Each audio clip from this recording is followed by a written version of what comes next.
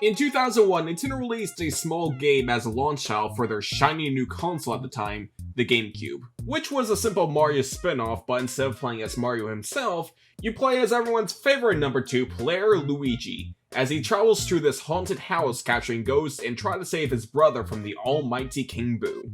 This isn't the most grandest game in the world, in fact you can beat it in less than 2 or 3 hours, but this game definitely won the hearts of many Nintendo fans. And it also gave Luigi a much more established personality as the more timid brother. But besides the Mario and Luigi games where Luigi is a very prominent character, this was kind of the last time Luigi ever got his own game, as the next time Luigi would get one would be in 2013. With a brand new studio that would turn Luigi's Mansion from a small GameCube title into one of Mario's biggest spin-off series. Next Level Games became the developers of the series after a stronger relationship with Nintendo working on multiple games. At the time, they were pretty much a licensed developer, but even still, when they worked with Nintendo, they were able to make some heavy hitters like the Mario Strikers series and with the Punch-Out reboot. But before Next Level was working on Luigi's Mansion games, they were already working with Nintendo with another unannounced project at the time. Until one day during a business call with Kensei Tanabe, where he announces that they will be the developers working on Luigi's Mansion 2. As the people behind the studio were very enthusiastic about the project, in fact they even stated years later that it was probably one of the most fun they had working on a game. And not just that, but at the time, they'll be also making it for Nintendo's upcoming handheld device at the time, the Nintendo 3DS. But since this new Luigi's Mansion game is going to be going from a console to a handheld device, they wanted to try something new with the series. Especially since some of the aspects that would work on the GameCube wouldn't really work so well for the 3DS. Eventually, in E3 2011, back when Nintendo did live press conferences, they really went all out and showcasing a lot of the upcoming 3DS games at the time, and one of the games they showcased was Luigi's Mansion 2. And my god, I was really hyped for this game, as back in the day I was growing up with the GameCube and Wii titles, and Luigi's Mansion was one of my favorite games on the platform. As I always adored the spooky atmosphere, and to see Luigi's Mansion get a new game was really cool to see. And it was also the first time I got to see upcoming games for myself, because back in the day my dad usually showed me some games that are coming very soon, like Mario Galaxy for example. But this was the first time I actually saw new stuff for myself, and man, that press conference that I saw online really blew my mind at the time. But the hype for this game was real. I remember just consistently watching all the E3 demos for hours on end, and looking at every single piece of video news on this game, and always keep on touch with the Game Explained analysis videos until the game finally released in 2013. And Nintendo really went all out promoting this game as it was part of a big marketing campaign called the Year of Luigi, which is a big celebration of the Green Plumber over 30 years with a lot of big projects starring him, such as Mario & Luigi Dream Team, New Super Luigi U, and Dr. Luigi. Some of the stuff was really cool, like all the Easter eggs you could find in Super Mario 3D World, but some of them are kind of a stretch, like them announcing that Luigi is confirmed in Mario Golf. Like yeah, Luigi being playable in a Mario multiplayer game is about as likely as Mario being playable in the next Smash Bros. Game. But the big title for that year was definitely Luigi's Mansion Dark Moon, and when it finally released, my god, that was the most hype ever had with the game at the time. As Dark Moon was definitely my most played game on the 3DS, as I really adore the new locations, being mesmerized by the animations, and really tried my best to 100% that game. But despite that, I haven't really played this game for a while, as I kind of phased out with it when the Nintendo Switch came out and took over my handheld machine. But I did play the game every now and then, and especially during the Halloween days, as it was pretty much a tradition for me to play through all the Luigi's Mansion games. And now we head all the way to 2023, after the big success of the Mario movie, Nintendo really showcased a lot of Mario projects that were coming out very soon, with one of them being a remaster of Luigi's Mansion Dark Moon. And I've got to say, out of all the Nintendo 3DS games to get re-released, Luigi's Mansion Dark Moon wasn't really the first thing I would have thought. Now don't get me wrong, as I said earlier, I really love this game, but you don't really see people talk about this game when they are talking retroactively with the 3DS. Especially compared to something like Kid Icarus Uprising, which is a game that people still beg to this very day for a console port.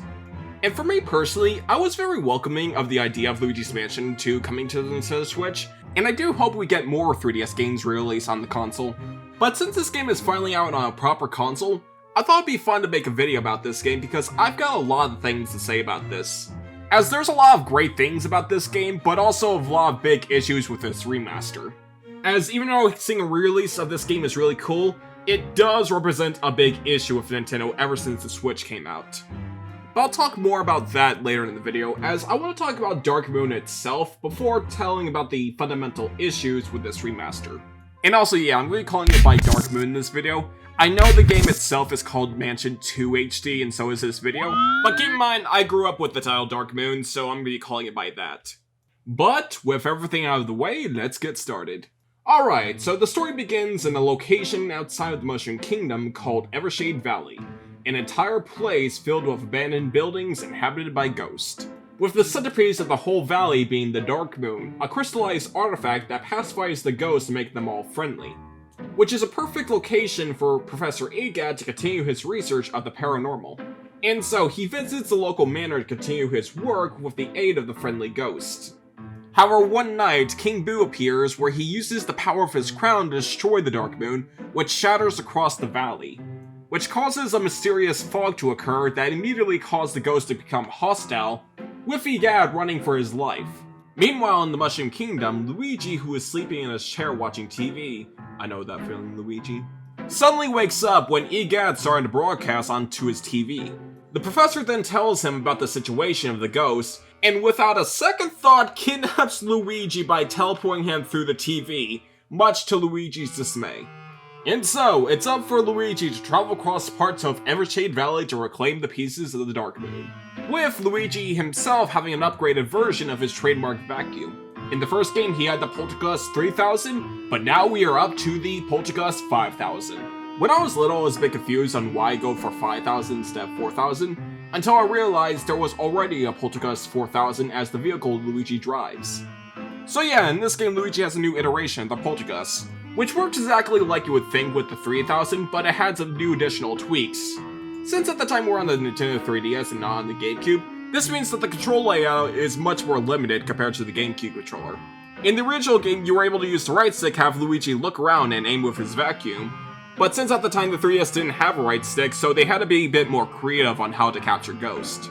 So in this game, instead of just shining your light on the Ghost and just directly sucking them up, this time the flashlight has a brand new ability called the strobe bulb, where you're able to charge up the flashlight and when you release it, causes a big flash.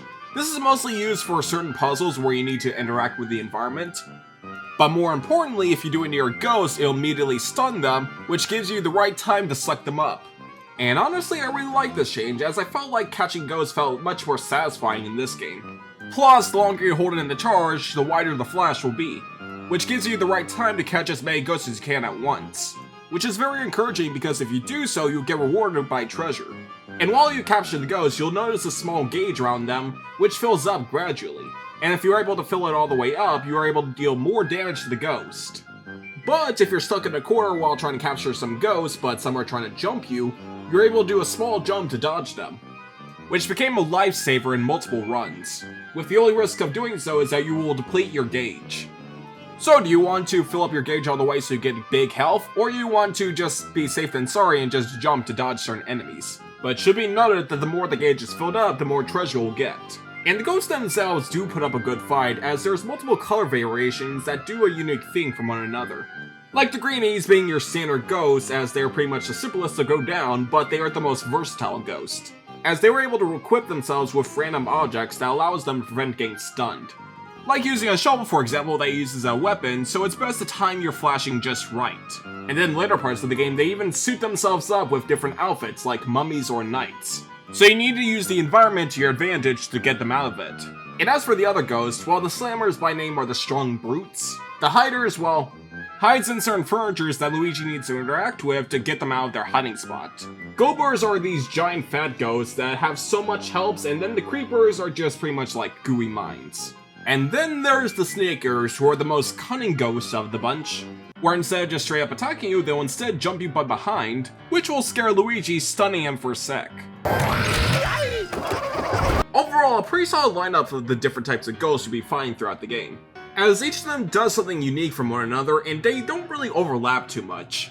But I should reinstate that gameplay-wise, they do a good job, because in terms of memorability or character-wise, they aren't really as good as the ghosts from the first game. As with the original game, while not being actual horror, the ghosts had a much more unsettling vibe to them, with stuff like their voices being very uncanny and the movements feeling a lot more feral. While the ones in Dark Moon, while being well animated, are a bit too cartoony, like they're the ghosts you would see in a Mickey Mouse cartoon. And also, they are pretty much the only ghosts you'll be fighting throughout the game, as besides these unique mid-boss ghosts that the professor might be into ghosts more than just research. That's pretty much it, and honestly it's kind of a shame because I feel like the portrait ghost would fit perfectly in this game, especially since we're heading through multiple mansions in this game, which all have their unique settings. But in its place, however, they do lean a bit more on puzzle solving. As I mentioned earlier, the strobe bulb, which was used to capture ghosts, is also very useful for solving certain puzzles. Like for example, in old Clockworks you have these little bomb things, when flashing them they'll start to activate. Or Luigi can use the poltergust to suck up certain objects like these little berries that Luigi can use as a balloon to float in the air. There's also these little prickly plant things that Luigi can suck up and shoot them out like a projectile, which is very useful like trying to kill these giant flytrap things. And this leads to the final new component that the poltergust can do now, as the flashlight is equipped with a special thing called the dark light device. As throughout the game, Evershade Valley is infested by these little spirit ball things, that is able to latch onto certain objects and create illusions of them by making them invisible. And so if you see something that's a bit off, then try using it, as it might uncover a secret passage or a hidden machine. You can also use it to shine these portraits that will reveal stuff like treasure or keys. The actual gameplay loop in this game does feel like a nice evolution of the original Luigi's Mansion gameplay, but despite that, this game is considered the most different game in the series. All because of one big thing, which is how the levels themselves are structured. With the first game, the whole mansion was one continuous place, where it's divided into 4 parts where you slowly go through each of the room, gathering keys and unlock more doors. And you can tell the end of the section is near once you defeat the boss ghost. But with Dark Moon, since this was released on the 3DS, they went for a much more mission structure in this game, where you do a bunch of short burst jobs by exploring parts of the mansion to slowly uncover the location of the Dark Moon piece. Which, even though this does lead to mostly mixed reactions by fans, personally I do kinda like this structure a bit. It is different from the first and third game, but I don't really think that automatically makes this bad. Because I feel like with this structure, it has you doing a lot more things than just gathering keys. Plus, in certain missions, you're able to explore certain areas that you wouldn't in other missions, making every single mission in this game feel a lot more unique from one another. Like one of the missions in Old Clockwork, you're trying to find the missing pieces of clock to access the top of the building. With the location in one of them, you have to go way underground in the depths of the cavern to find it. There are even a couple of escort missions where you have to help the local toads, who are employees of EGAD, but after the Dark Moon shattered, the ghosts captured them. But I think my favorite missions in these games are the ones where you have to track down the little polterpup. So throughout the game, this cute little ghost dog will have the tendency of stealing important items from Luigi. And the only way to track him is using the dark light device because it'll showcase some paw prints. But this is one nimble dog because even if you were able to find him, he'll then continue just running off until at the near end we're able to capture him. Although I kind of find it funny, he's literally the only ghost that can actually escape from the poltergust. And I also like the fact that this is probably the only ghost I can think of where Luigi isn't afraid of him at all. In fact, his first interaction with Polterpup, he only acts like a concerned pet owner. No, bad dog. Even though a lot of these missions could drag a bit, it does lead to one satisfying payoff once you actually find the Dark Moon piece. But despite the different structure, I do feel like they still kept some of the aspects on what made the first game appealing, like how this game encourages you to get as much treasure as you can to get a high enough ranking. Because treasure is everywhere in Luigi's Mansion 2. So it's very fun just to look at every single nook and cranny of the entire environment, just to search for those elusive treasure badges. Or even the rarer to find gems, which are well hidden throughout the mansions, and collecting all of them will reward you with a small statue. And then for the final thing you can find in every level, which are hidden boos. Now these guys are the ones who are causing the illusions throughout the valley, and each level they are hiding an invisible object. So it's best to keep a real eye out on each of the rooms to see what is missing. And so once you've actually revealed them, you can attack them and try to... What the f***? So after you complete every single task in the game and you're able to get to the Dark Moon piece, it is time to go after the bosses. Now for the boss ghosts in these games, they do something very different compared to the first and third game, as in Dark Moon, the ghosts will possess certain objects or creatures to transform them to giant monsters. Like in Gloomy Manor for example, once you go all the way down to the cellar, the boss you'll be facing is a giant spider. Where the boss itself is more so a giant puzzle trying to get the ghosts out of the creature. Although for the other bosses, they're kinda a bit more hit or miss. I do like the second boss fight in Haunted Towers where you have to climb up all these stairs. And once you get all the way to the top, you'll be facing against a monstrous staircase, which honestly looks like something you would see out of Monster House. And Old Clockwork is pretty much just a ghost gauntlet, and with Secret Mines, it's pretty much going up against this giant ice monster in a turn section. I remember this boss being very hard when playing on the 3DS, but I guess using a proper controller made this a bit easier for me, as I was able to hit all the ice blocks with no issue.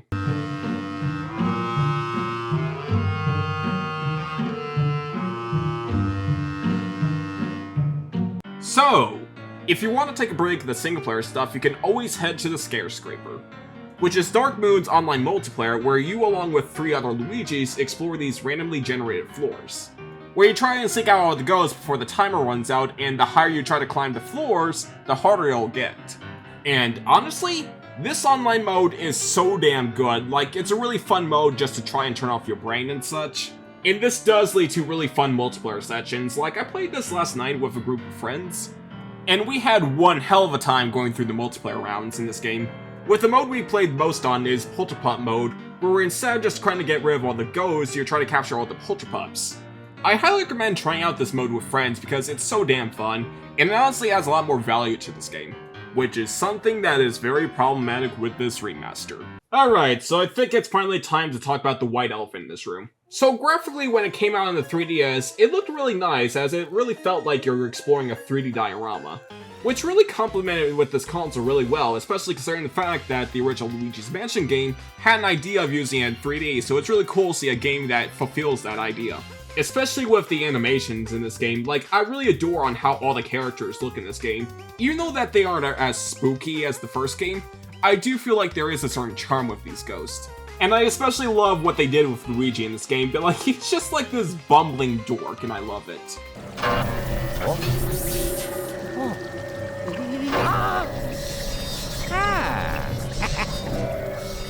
Oh. Hello? Hello? Hello? Hello? It's me. Oh. Even the soundtrack in this game is pretty solid. While not as catchy as the first game, it still has a lot of great tunes. I especially got the library thing stuck in my head. It was definitely a great and impressive feat for the 3DS, but putting on a Nintendo Switch, this is when things get a bit problematic. Now, not to say that they didn't do anything to update the graphics in the game, because it's not true, because most of the models and textures have been reworked in this game. As showing the versions side by side, there's clearly a big change between the two, but despite that, it still looks like a 3DS game for some reason. And I think I figured out why, because even though they reworked all the graphics in this game, they forgot to rework the lighting. And because of the lack of this final touch, it really doesn't look like they changed a lot.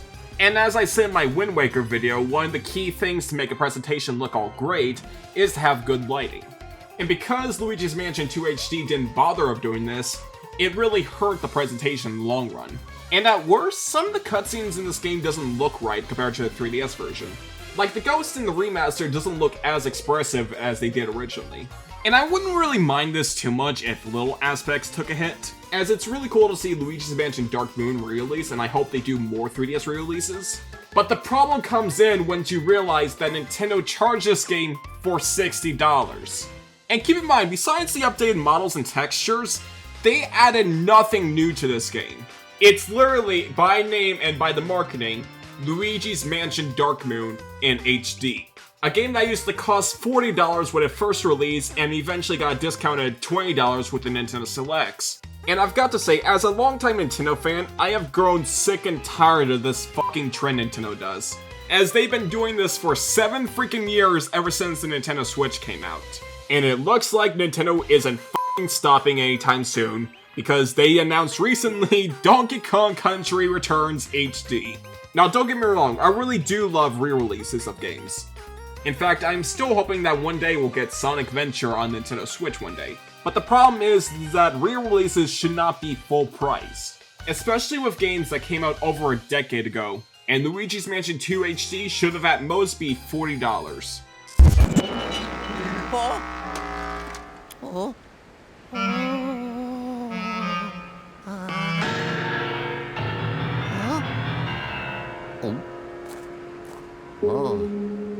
Alright, so after getting all that venting out of my chest, it's time to wrap things up with the final mansion.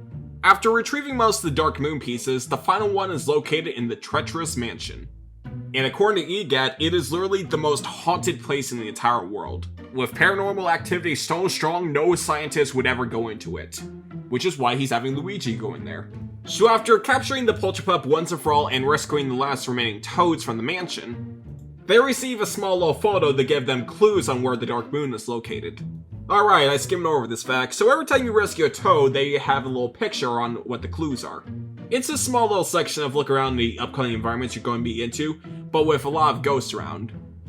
But throughout the photos, you'll notice that the Boos are heavily guarding this sack. And with the final photo, it's revealed that the Boos have captured Mario once again. And this entire time, they've been carrying him around Evershade Valley. And what is this ghost? It kind of looks very However, you find it funny that Mario was able to beat Bowser with ease but couldn't handle getting captured by King Boo once. So yeah, King Boo was behind the entire thing. Where it's revealed that after getting turned into a painting at the end of Luigi's Mansion, EGAT apparently sold that painting in a garage sale, which was how he was able to escape from his lab. Which, honestly, is probably the most EGAT thing I can think of. Going a bit off topic, I really love how EGAT's written this game. But yeah, the priorities have changed now that Mario has been captured, with his only whereabouts being is in the train station. Luigi and EGAT were hoping for a good ambush, but turns out that this whole thing was a trap by the Boos. And after doing a small mini-boss, which is reminiscent of the Boo Losses boss fight, which, I'll be completely honest, I think I prefer this one more than the Boo Losses one, Luigi was able to find King Boo, where he opens a portal to another dimension, summoning all these ghosts. And Luigi needs to go through the entire mansion trying to capture them, otherwise the entire dimension will collapse on itself. So basically, the pre-ultimate mission is, okay, gotta go fast, okay, go in this room, okay, sucking. What, more ghosts is heading to the Ice Age exhibit? Okay, gotta go down, I don't want the entire world to end. Okay, sucking. What do you mean the other ghost is heading to the other exhibit? Jesus, So after doing all of that, Luigi then heads into the portal, and after defeating the final Possessor Ghost, was able to find the final Dark Moon piece. But as soon as he's teleporting back into EGAT's lab, something suddenly pulls him back into the dimension. And I've got to say, I really loved this part when I was little. Like, think about it this way, this entire time you're playing this game, this was pretty much the loading screen. So when you see the screen pops up, you're just expecting it to load, but then suddenly it pulls you under the rug and realize something is up. And once Luigi gets out of the teleportation, he then wakes up in this mysterious dark void, with King Boo pretty much toying with him by laughing behind his ear. With the final thing is showing him a portrait of Mario where it's revealed to be a fake. And so, with no more hiding, King Boo then appears in front of Luigi, where he states he's ready for his revenge after trapping him in that painting all those years ago. And now we head to the final boss with you actually fighting King Boo himself this time and not wearing that weird Bowser costume yet in the first game. So instead, you're pretty much in this small boxing arena where he summons 3 giant spike balls that you need to lure him to suck him up. This final boss has 3 phases where every time you're able to suck him all the way up, he then escapes and throws you in this small little mansion, while you try to run away from a giant King Boo and try to avoid all the obstacles in your way. Honestly, this is probably the best boss in the game and a really good way to go out. And this leads to probably one of my favorite endings in any Mario game ever. As after freeing Mario from the portrait, he then congratulates Luigi for saving him. And all of the Toad citizens you helped along the way arrive with all the Dark Moon pieces. And so with all the pieces together, the Dark Moon has been fully restored. And all the ghosts in Evershade Valley have returned back to normal, with EGAT freeing them from the vault where they all celebrate.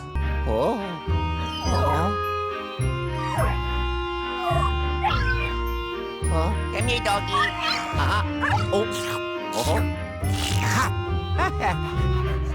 Look, Luigi. That's my bro. Thanks, Mario. That is probably the most heartwarming thing I've seen in a Mario game. And to top it all off, after hanging a picture of his journey in Evershade Valley, He then goes back to sleep on his couch where it's revealed that he adopted Polterpup as his new pet, concluding Luigi's Mansion 2 HD.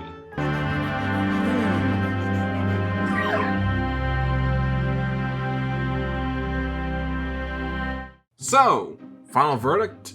Honestly, even after all these years and having Luigi's Mansion 3, I'd say Dark Moon holds up really well. Now, I'm always going to have a soft spot for this game because I grew up with this, but honestly, even after all these years, I still have a really good time playing through this game, as I really adore how much this game breathes new life to the series.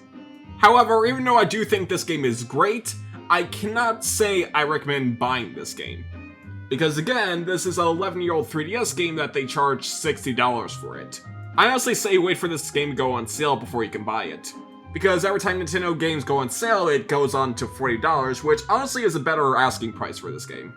But if you do have a Nintendo 3DS, then I'd say that's your best way, because you can get that for a very cheap price these days. But despite how much this game was overpriced, I still had a really good time with this remaster. And it really brought me back to my early middle school days of playing the 3DS all the time. And as long as they're priced reasonably and not just $60, I'm more than welcome having more 3DS games getting re-released on consoles. And I think that'll be it for this video. And for the next time we'll be here, we'll be heading to the Mario & Luigi series for the very first time with Superstar Saga. We're finally getting a new game, and I feel like it's a perfect time to talk about this series that I really adore. But that'll do for today, so thank you for watching, and I'll see you later. Bye-bye!